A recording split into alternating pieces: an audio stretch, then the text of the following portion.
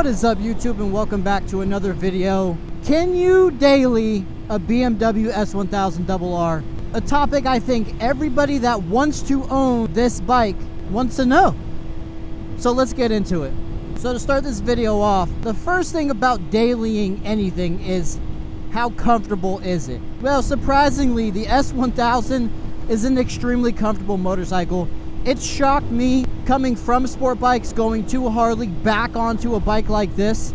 How comfortable this motorcycle is actually kind of absurd. I rode this 2 hours straight from my location to Tampa, Florida, and I pretty much ached nowhere except my ass. And that's more or less just like this, like seat related. But in terms of like back pain or anything because of your position and ergonomics on a sport bike, there was none of that, dude. I've been on more aggressive seating style 600s than I have this bike.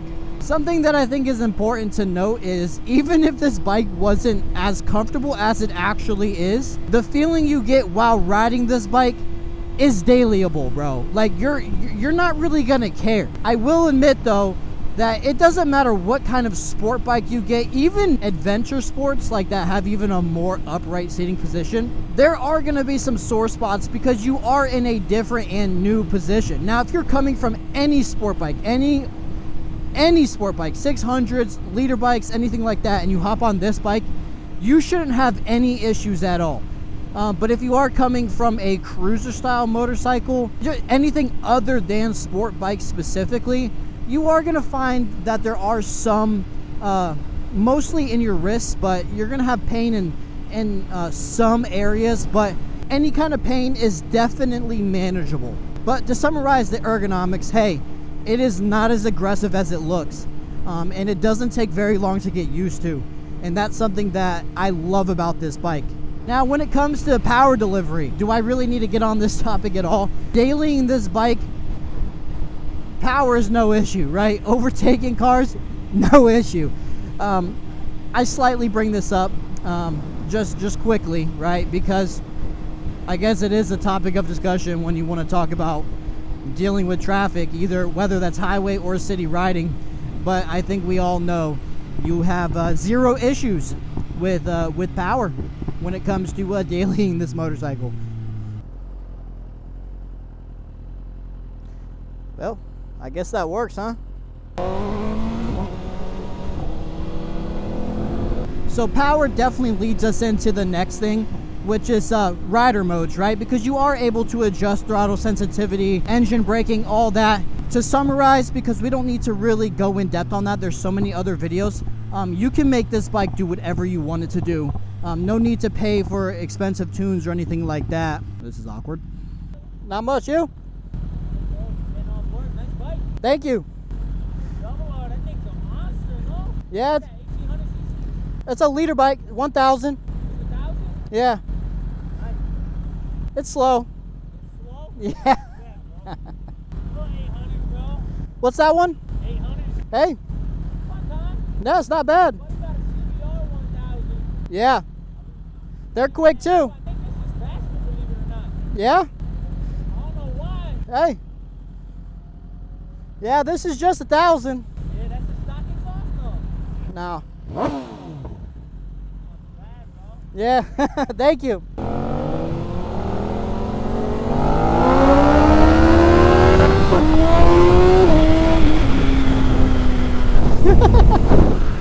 Where did we leave off, man? I got my adrenaline pumping a little bit. Oh yeah, rider modes. So yeah, man, hey, look, not to beat a dead horse, you can make this bike do whatever you want it to do from the factory. So if you want a nice relaxed throttle response, it's there for you. And you can have up to 4 modes preset. So you can have rain mode, race pro, where you can have this thing just be an absolute animal. You can adjust so many different things to really make it how you want it to be in that moment. So if you cruise in whatever, put it in row mode. So yeah, man. Another major topic when it comes to dailying a vehicle is cost of use. I wouldn't say cost of ownership, but yeah, let's say cost of ownership. We'll get into that after this light. So the one thing I would complain about on this motorcycle, if I was to daily ride it, is the gas mileage, man. you really get 100 miles to the tank. Obviously, it doesn't cost much to fill up. You have a 3-gallon tank, maybe a little bit bigger. I think it cost me like $12 to fill up if I'm on E. So it's really not that big of a deal in terms of cost, but it is a little bit of an inconvenience because you're always at the gas station. It seems like every time I take this bike out, I have to get gas at some point. So that's the only negative I would say when it comes to cost. Now, let's talk insurance for a second, because if you're watching this video, I'm assuming you don't own one. Liter bikes in general are extremely expensive to insure. I got this is my first liter bike, and the reason why that isn't because of anything else other than cost of insurance.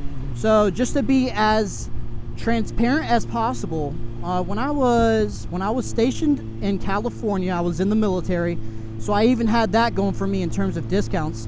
I got quoted on an R1 like $400-500 a month in just insurance. That doesn't include the cost of the bike if you're financing it. So I mean, you're looking at, if you buy new, $1,000 a month if you finance the bike as well, in just payments to own the motorcycle, not including anything else. Now my insurance now is $160 a month, full coverage. I do use USAA, still get the benefits. Believe it or not, none of that mattered until I got married. So I was basically getting quoted the exact same until I got married. Keep that in mind when looking for a liter bike. Other than that, I have yet to see how much oil changes or any of that cost. I've already had the first service done, which is the break-in service. Mind you, that's covered with the purchase of the bike. So I can't really speak on how much it costs to maintain, meaning oil changes, new tires, right? Things of that nature yet. I don't know what they were doing. They were doing something.